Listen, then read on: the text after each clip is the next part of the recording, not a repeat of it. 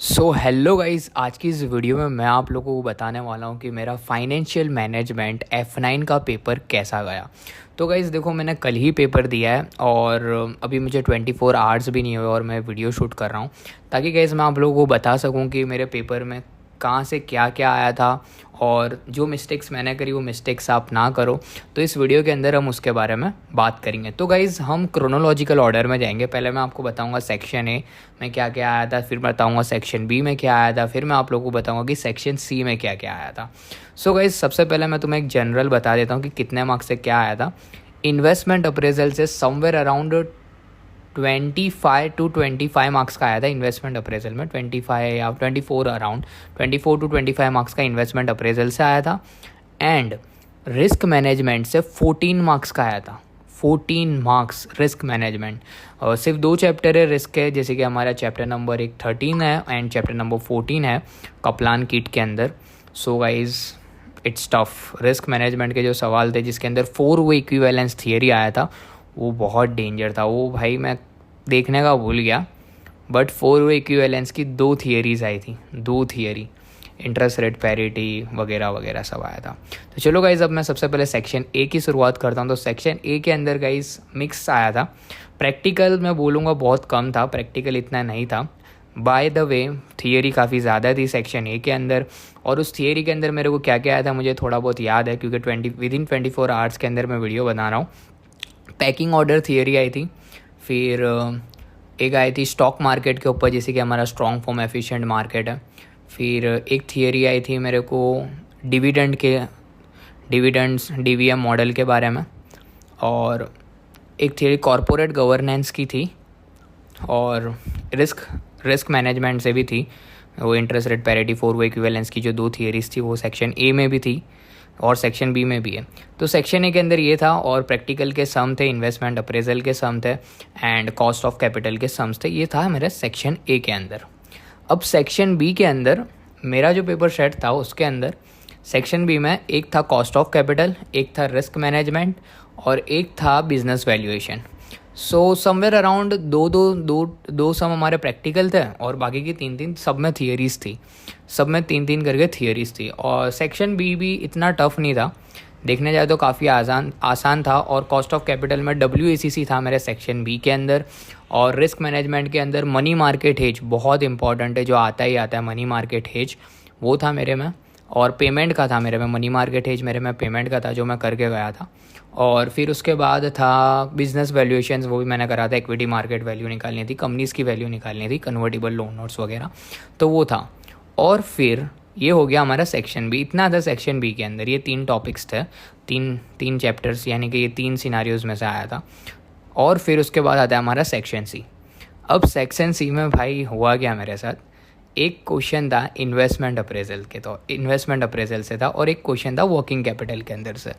ठीक है, मैं वर्किंग कैपिटल के अंदर से सब कुछ करके गया था, सब कुछ एक्सेप्ट फोरकास्ट के कप्लान किट के अंदर सिर्फ 2 ही सम थे। तो उसमें से मैंने सिर्फ एक करा। मैंने बोला कि भाई फोरकास्टिंग का इतना तो आता नहीं है, सिर्फ 2 ही सम है कप्लान के अंदर भी।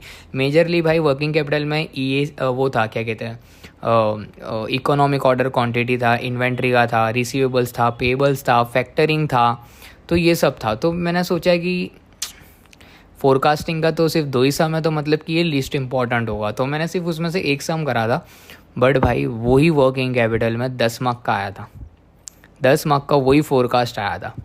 तो भी फिर मैंने एक सम करा था, तो मेरे को थोड़ी ग्रिप थी, तो भी मैंने उसको इन्फ्लेट कर दिया नंबर्स, उसको छोड़ा नहीं। फिर भी मैंने इन्फ्लेट वगैरह करके सम को सॉल्व करने की ट्राई करी, और वो सम मैं पूरा सॉल्व भी नहीं कर पाया, क्योंकि उसकी प्रैक्टिस ही नहीं करी थी मैंने। बाकी सब की प्रैक्टिस करी थी, इकोनॉमिक ऑर्डर क्वांटिटी की करी थी, रिसीवेबल पेबल्स की करी थी, फैक्टरिंग की करी थी, बट मैंने उसकी प्रैक्टिस नहीं करी थी। तो सबसे मेन चीज़, कुछ भी छोड़ के मत जाना, जो गलती मैंने करी। और सेकेंड भाई, मैंने इसके अंदर थियरी में मार्क्स कवर कर लिए। मेरे को इसके अंदर थियरी में था describe the objectives of working capital and conflicts that arise, conflicts and describe the objectives of working capital and conflicts था। तो मैंने लिक्विडिटी और प्रॉफिटेबिलिटी को बना के लिख दिया, और ये मैं करके गया था। और फिर दूसरा था मेरा cash operating cycle, explain the cash operating cycle relation to the funding policies. Same to same ये सवाल था। तो ये भी मुझे आता था, तो मैंने ये कैश ऑपरेटिंग साइकिल भी समझा दिया और उसकी फंडिंग पॉलिसी भी मैंने समझा दी थी। तो मैंने तकरीबन ये 10 मार्क की थियरीज थी, तो इससे मैं थोड़ा बच गया और वो 10 मार्क का सम भी मैंने पूरा छोड़ा नहीं, फिर भी मैंने उसको अटैम्प्ट करा, कुछ भी करके मैं उसको करता गया क्योंकि मुझे मेन फॉर्मेट पता था, रिसिप्ट्स माइनस पेमेंट्स करना था, तो फॉर्मेट मुझे थोड़ा पता था, तो मैंने वो कर लिया। और फिर दूसरा सवाल था हमारा इन्वेस्टमेंट अप्रेजल के अंदर से। इन्वेस्टमेंट अप्रेजल में से था मेरा एनपीवी एंड रॉकी ढूंढने को था, रिटर्न ऑन कैपिटल एम्प्लॉयड। तो ये पूरा भाई बहुत तगड़ा करा, इसकी प्रैक्टिस यानी मैंने बहुत अच्छी करके गया था और पूरा मेरा मन है उसके अंदर 20 आउट ऑफ 17 to 16 या 18 तो मेरा आ ही जाएंगे। उसकी जो थियरीज थी तो ये मेरे में रॉकी था और एनपीवी था और उसके अंदर कमेंट करना था उसके बारे में, तो वो मैंने कर दिया था। और उसके बाद जो था मेरा इसके अंदर थियरी में था मेरा simulation, how simulation assist describe, तो वो भी मैंने बराबर समझाया, प्लस सिम्युलेशन बताया। फिर उसके जो 4 वेज है, स्टेप 1, स्टेप 2, स्टेप 3, स्टेप 4, वो पूरे वेज में समझा दिया और वो मैंने पूरे यानी कि पक्के आते थे मुझे, तो वो मैं लिख के आ गया। और फिर दूसरी थियरी थी कि जो हमारा डिविजिबल प्रोजेक्ट्स होता है, जो इनडिविजिबल प्रोजेक्ट्स होता है, तो उसके बारे में समझाना था, तो वो मैंने समझा दिया। और यानी कि इन्वेस्टमेंट अप्रेजल बहुत अच्छा गया, बट अगर भाई मैं फोरकास्टिंग करके जाता तो मेरा पेपर बहुत अच्छा जाता, बट मैं वो नहीं करके गया। 4 वे इक्विवेलेंस भी मैं करके नहीं गया और वो चीज़ आई, अगर वो चीज़ मैं करके जाता तो पेपर बहुत अच्छा जाता।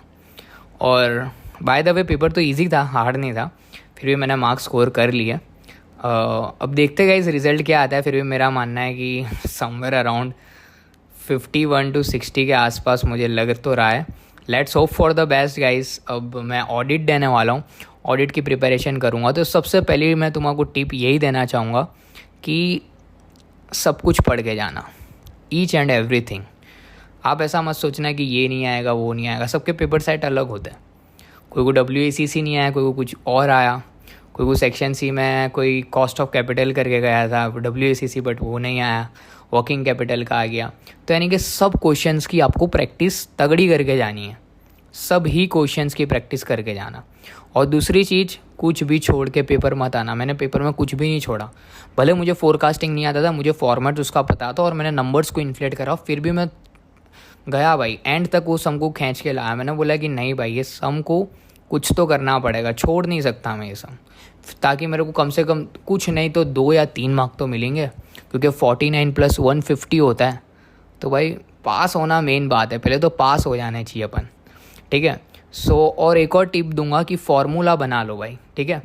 फार्मूला शीट बनाओ। आप FM की तैयारी अभी नहीं करी हो तो आप फार्मूला शीट बना लो, जैसे कि चैप्टर 1 में इतना फार्मूला से, चैप्टर 2, चैप्टर 3, और वो कर लो। और मैंने फार्मूला शीट अब यूज़ ही नहीं करी, क्योंकि मैंने सब फार्मूला में डेली रिवाइज़ करता था सोने से पहले, तो मेरे को फार्मूला दिमाग में छप चुके थे। तो मेरे को फार्मूला शीट बहुत काम में आई और मेरा टाइम वहाँ पे बहुत सेव हुआ। और उसके बाद मैंने ना प्रेजेंट वैल्यू टेबल यूज़ करा, ना मैंने एन्यूटी फैक्टर का टेबल यूज़ करा। मैंने एन्यूटी टेबल ना यूज़ करा, ना प्रेजेंट वैल्यू टेबल। क्यों? क्योंकि मैं वो कैलसी के अंदर ही निकाल लेता था, तो मेरा ये टाइम भी सेव हो गया। सो गाइस, आप ऐसी प्रैक्टिस करके जाना, आपका FM पेपर बढ़िया जाएगा।